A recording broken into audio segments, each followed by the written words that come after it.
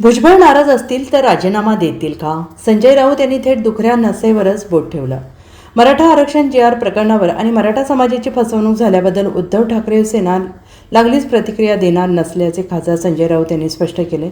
या प्रश्नी मराठा समाजाचे समाधान झाल्याचे सध्याचे चित्र असल्याचं ते म्हणाले. त्याचवेळेस फडणवीस सरकार अस्थिर करण्याचा मोठा प्रयत्न त्यांच्या सहकार्याने केल्याचा खळबळजनक दावा राऊतांनी केलाय. पण फडणवीसांनी यातून मार्ग काढल्याची स्तुती सुमनं पण त्यांनी उधळली. त्याचवेळेस त्यांनी मंत्री छगन भुजबळ यांना ओबीसी प्रश्नावरून चांगले डिवचले.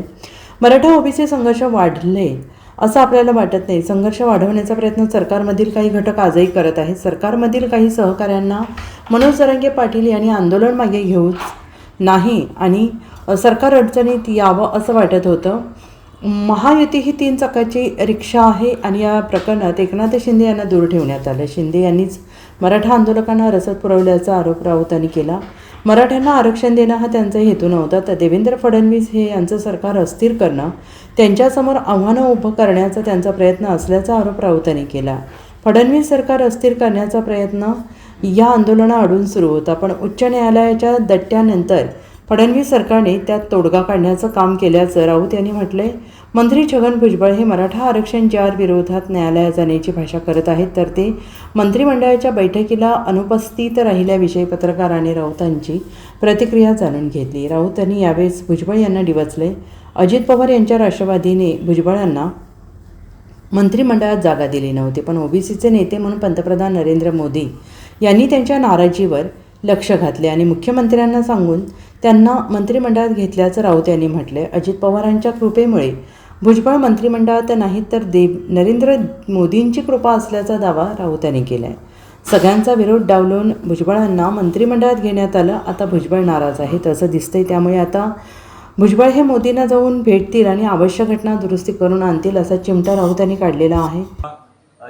छगन भुजबळ यांना राष्ट्रवादी काँग्रेस पक्षानं मंत्रिमंडळामध्ये जागा दिली नव्हती. ओबीसींचे नेते म्हणून त्यांना नरेंद्र मोदी यांनी विशेष लक्ष घालून देवेंद्र फडणवीस यांना सांगून मंत्रिमंडळात घेतलं.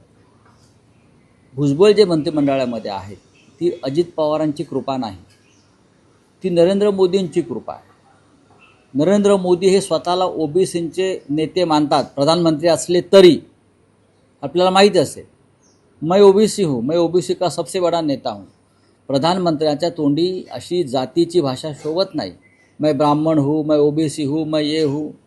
आणि म्हणून भुजबळ हे ओबीसी असल्यामुळे नरेंद्र मोदींनी त्यांना सगळ्यांचा विरोध डावलून महाराष्ट्राच्या मंत्रिमंडळात घेतलं. आणि जर भुजबळच नाराज आहेत असं दिसतंय तर त्या संदर्भात मला असं वाटतं ते जाऊन नरेंद्र मोदींशी चर्चा करतील, प्रधानमंत्र्यांशी, कारण त्यांनी त्यांना मंत्रिमंडळात घेतलं आहे. आणि घटना दुरुस्ती जी आवश्यक आहे आरक्षण पक्कं होण्यासाठी, त्याला कायदेशीर प्रारूप देण्यासाठी ते करून घेतील.